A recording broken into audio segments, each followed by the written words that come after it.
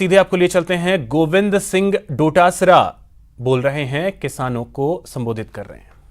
और पहले से अडानी और अंबानी को कह दिया था आप गोदाम बना लो, ये 3 कानून में ला दूंगा और किसान की उपज के ऊपर तुम्हारा कब्जा हो जाएगा।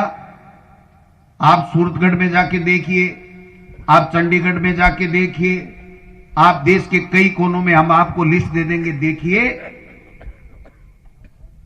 500 हजार करोड़ के ऐसे गोदाम बने हैं। अरे भाई, जब किसान की उपज को तुम खरीदना ही नहीं चाहते हो तो ये गोदाम किसके लिए बना रहे हो? हाई टेक्नोलॉजी के 100 ट्रक एक साथ उस जगह में चले जा सकते हैं, ऑटोमेटिक खाली हो जाएंगे।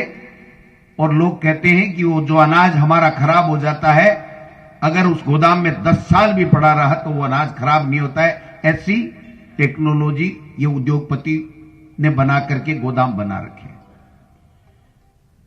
अब जो 3 काले कानून लाए उसमें क्या कमी है जिसका विरोध ये किसान कर रहे हैं? आम आदमी के समझ की बाहर की बात है, क्योंकि इस तरीके से षड्यंत्र रचा गया कि कृषि का तो विषय राज्य सरकारों का है, तो कह रहे हैं आप क्यों ऐतराज कर रहे हो? लेकिन ये जो 3 काले कानून हैं इसमें क्या बीमारी है मैं बताना चाहता हूं। पहली बीमारी यह है कि जो मंडियां खत्म हो जाएंगी, जो समर्थन मूल्य पे हमारा चना है, मूंगफली है, मूंग है, जो बिक रहा है वो समर्थन मूल्य नहीं मिलेगा। समर्थन मूल्य का मतलब क्या है? समर्थन मूल्य इसलिए दिया जाता है सरकारों के द्वारा कि जो किसान पैदावार करता है उस किसान की पैदावार पे जो लागत लगती है, उसकी मजदूरी लगती है, उसकी मेहनत लगती है, उसकी खाद और बीज का पैसा लगता है, अगर उतने में भी कोई खरीदार नहीं मिलता है तो सरकार ये कहती है कि भाई तुम्हारी लागत है उसके ऊपर हम 100, 200, 500 रुपए इसको ज्यादा सरकार देकर के सरकार खरीद लेगी, जिससे आपके बाल बच्चे पल सके, आपका पेट नहीं कटे, आपका पेट भर सके। वो समर्थन मूल्य खत्म करना चाहती है। मंडियां खत्म हो जाएंगी, समर्थन मूल्य अगर सरकार घोषित भी कर देगी, मंडी खत्म होगी तो खरीदेगा कौन?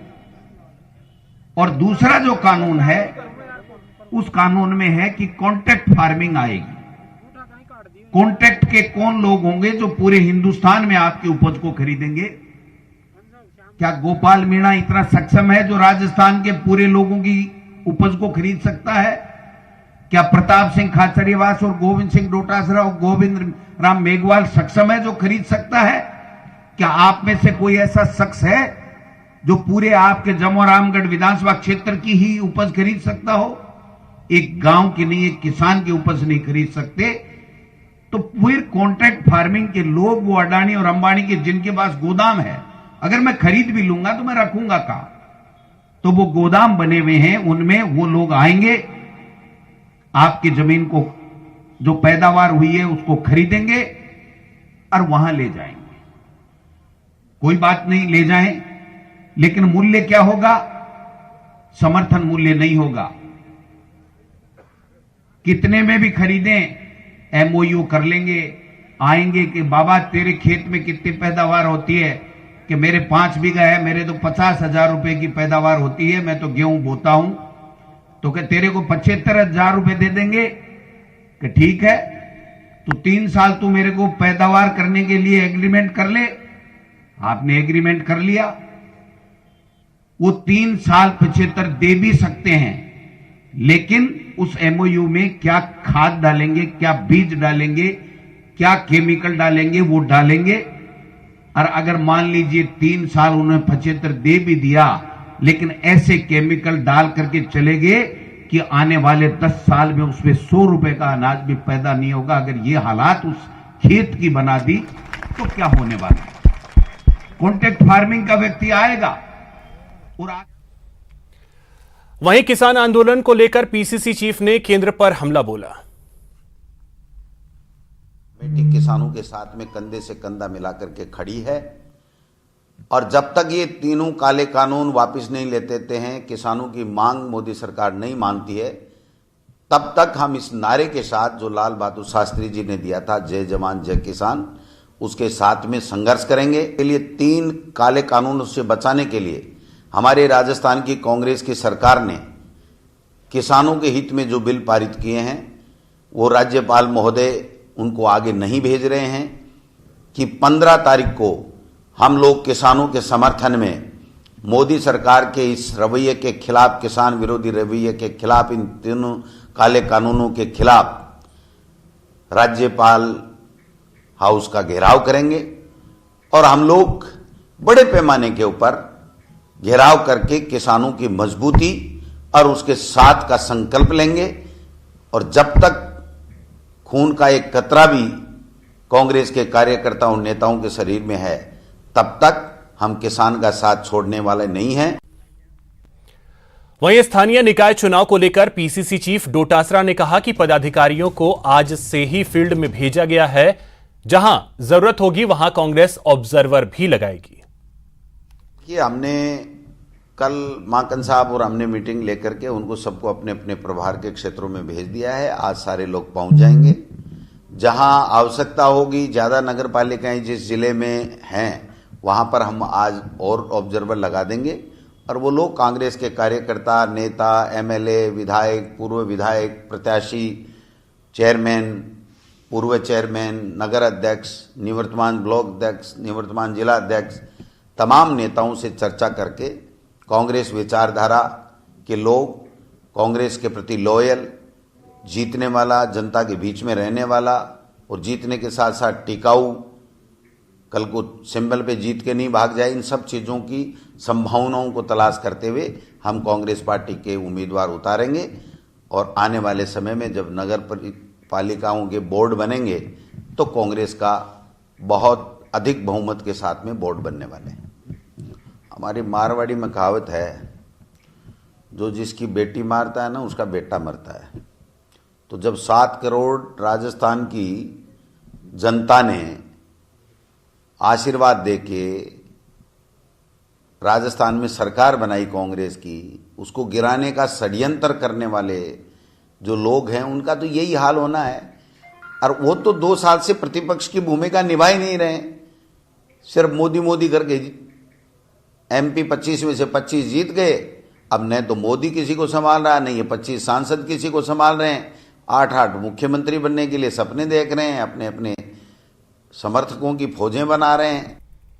निकाय चुनाव की घोषणा के साथ ही बीजेपी एक्टिव मोड में आ गई है। अब नामांकन की भी प्रक्रिया शुरू हो गई है। तो निकाय चुनाव को लेकर बीजेपी प्रत्याशियों की तलाश के लिए कार्यकर्ताओं की नब्ज को टटोल रही है। इसी क्रम में यूथ बोर्ड के पूर्व चेयरमैन और राज्य मंत्री रहे भूपेंद्र सैनी पिंटू एक दिन के दौरे पर झुंझुनू के चिड़ावा पहुंचे, जहां पर उन्होंने बीजेपी जिलाध्यक्ष पवन मावंडिया की मौजूदगी में कार्यकर्ताओं से सीधा संवाद किया और वार्डवार कार्यकर्ताओं से मिलकर उनसे पार्टी प्रत्याशियों और जमीनी हकीकत को जाना। भूपेंद्र सैनी पिंटू ने कहा कि हर वार्ड से 3-3 संभावित प्रत्याशियों का पैनल तैयार कर लिया गया है, जो प्रदेश नेतृत्व को भेजा जाएगा। सभी नामों पर विचार करने के बाद 14 जनवरी तक हर हाल में टिकटों की घोषणा कर दी जाएगी।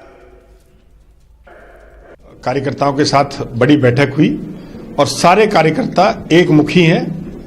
हमने कहा हमारा प्रत्याशी कमल का फूल है। सारे कार्यकर्ताओं ने एक मुखी होकर कहा जो पार्टी निर्णय करेगी हम उस व्यक्ति को चुनाव जिताएंगे और चिड़ावा में नगर पालिका बोर्ड भारतीय जनता पार्टी का बनाएंगे। चूरू जिला कलेक्टर सांवरमल वर्मा एक्शन में नजर आए। जसरासर गांव के प्राथमिक स्वास्थ्य केंद्र का आकस्मिक निरीक्षण करने पहुंचे, जहां सभी स्टाफ नदारद मिले और पीएचसी के गेट पर ताला लटका मिला। कलेक्टर ने मामले को गंभीरता से लेते हुए सभी स्टाफ को एपीओ कर दिया और सीएमएचओ को कड़ी कार्रवाई करने के निर्देश दिए।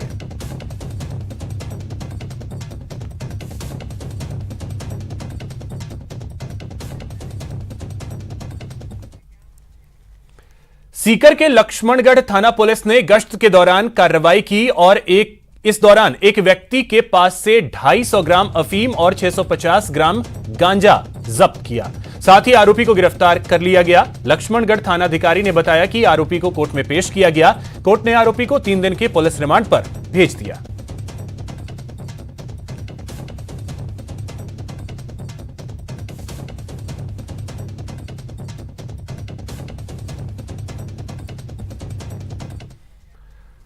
अब एक बड़ी खबर आपको राजसमंद से बता दें, जहां पर पुलिस की दबंगई देखने को मिली है। युवक के साथ बेरहमी से मारपीट की गई। पुलिस ने युवक को मारा पीटा है, लोगों के विरोध पर लाठियां भांजी। गाड़ी की जांच के दौरान यह मारपीट की गई है। यह तस्वीरें भी सामने आई है। तस्वीरें भी आप देख सकते हैं, राजसमंद की यह तस्वीर जहां पर पुलिस की दबंगई देखने को मिली है।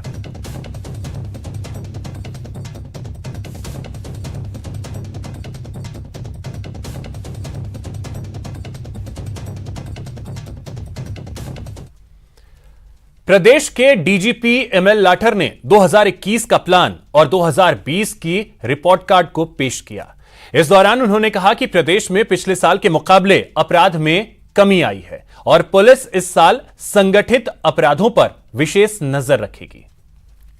सभी के लिए, चाहे वो पुलिस हो चाहे आमजन हो, सभी के लिए ये बड़ा चुनौती भरा रहा है, क्योंकि जो एक वैश्विक महामारी इस दौरान आई है कोविड-19, सभी को इस महामारी ने उलझा के रखा है। जहाँ तक राजस्थान में अपराध की स्थिति का सवाल है, बहुत ही नियंत्रण में रहा है और कानून व्यवस्था भी सामान्यतः सही रही है।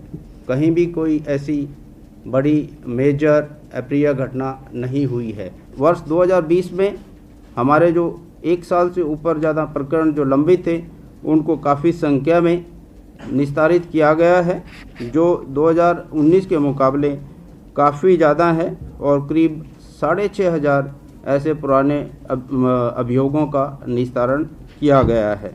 हर जिले में ऐसे सभी अपराधों को मॉनिटर करने के लिए उप अधीक्षक का एक पद क्रिएट किया गया है और अन्य सुविधाएं भी उसको उपलब्ध करवाई गई हैं। इस डायरेक्ट मॉनिटरिंग के कारण जो एवरेज समय इन्वेस्टिगेशन का लगता था, उसमें काफ़ी सुधार हुआ है, उसमें काफ़ी गिरावट आई है। जो समय में वो जो स्कूल के अंदर जाकर ये मास्टर ट्रेनर छात्राओं को ये मार्शल आर्ट में, आत्मरक्षा में प्रशिक्षित करते हैं। महिला आत्मरक्षा केंद्र की स्थापना हर पुलिस लाइन में की गई है।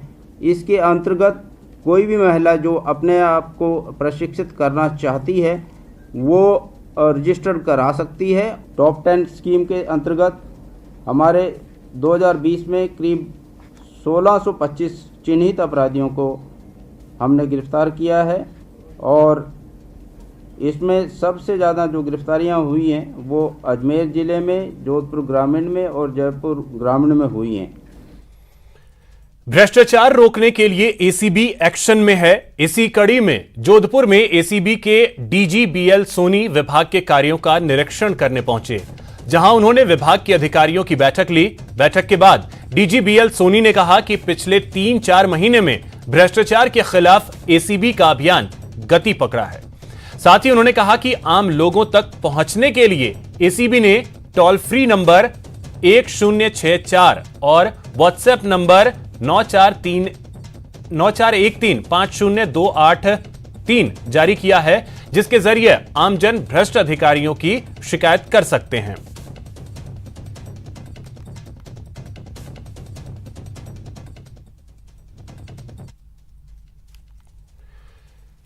चलिए अब रुख करते हैं अगली खबर की ओर। आज हम मिलवाने जा रहे हैं आपको एक ऐसे मासूम से जिसका कारनामा देखकर आप हैरान रह जाएंगे। अजमेर का सिद्धार्थ 2.5 साल की उम्र में वर्ल्ड रिकॉर्ड बनाकर गोल्डन बॉय के नाम से मशहूर हो गया है।